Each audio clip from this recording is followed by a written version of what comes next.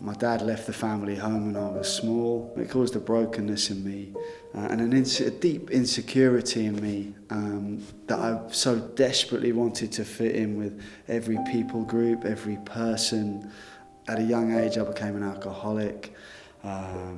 I started using psychedelic drugs and at school and taking ecstasy.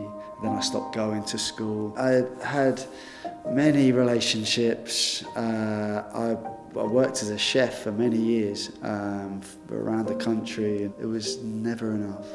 No matter how good the relationship was, no matter how nice the area was, the house was, the wages were, I would always revert back. I just kind of went on a downward spiral, and I did the stereotypical drug route and ended up smoking heroin and crack in the end. I tried to take my own life. I took an overdose. I ended up in the hospital, and while I was there, I had a visit from a lady who was a family friend when I was growing up. She said, "Alex, there's a place you can go. It's called Betel." And I was like, yeah, whatever. I didn't really care. Then her daughter came to see me and she said, "Alex, there's a place you can go. Like, it's called Betel." I'm like, yeah, all right. And then the father came to see me of the same family, and he came and he said, "Alex, there's this place that will take you, that you can go to." And I suddenly realised and I remembered that this family I knew when I grew up, they were Christians. They were a Christian family, and there was something in them that I was attracted to, and there was something in them that I believed. And even in spite of how depressed and how upset and down I was, I believed what they were telling me because they had the truth in them. So I just went, yeah, all right. And then the next day or the day I was released from the hospital, they drove me to Watford. I was just dropped off at the door. I had nothing else. I had a bruised face, black teeth, long scruffy hair, and a bed gown that was open at the back. There was this genuine care, this genuine love that I'd never really experienced before, and this atmosphere. And for the first time in a long time, maybe since childhood, I could sit at the table and I could have a conversation with someone, and I could look them in the eye and I could be all right with just who I was.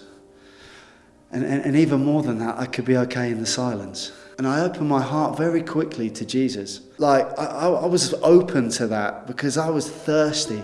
I was thirsty for something new, and I still would think of God as this kind of unapproachable, far off, bearded, in the clouds kind of being. And there was a guy in Watford, and I used to listen to him pray, and he would speak to God as though God was his father. And I'd never heard anyone speak like that, like with such intimacy. And then I suddenly realised that he's father, that he's not some far off being. And that changed everything for me.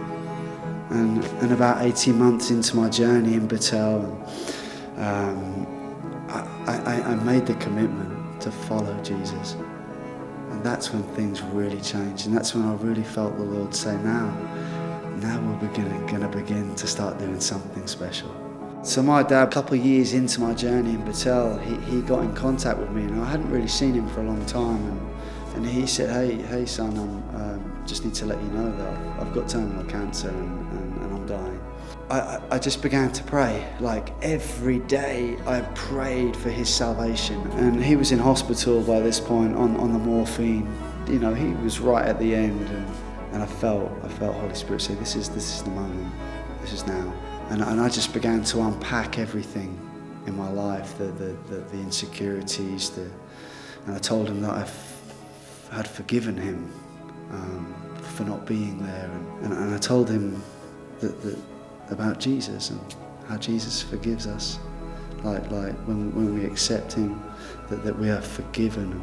And he just began to cry. And the presence of God just flooded his bed, and it flooded that place, and he just accepted Jesus as his Lord, and we just spent precious moments there, and I kissed his head, and we left.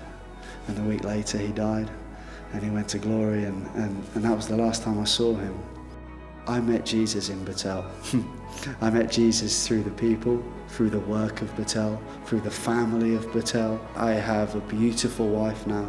We have a gorgeous baby boy. We have a really rich life, really full, rich life, gospel-centered life, and we want for nothing.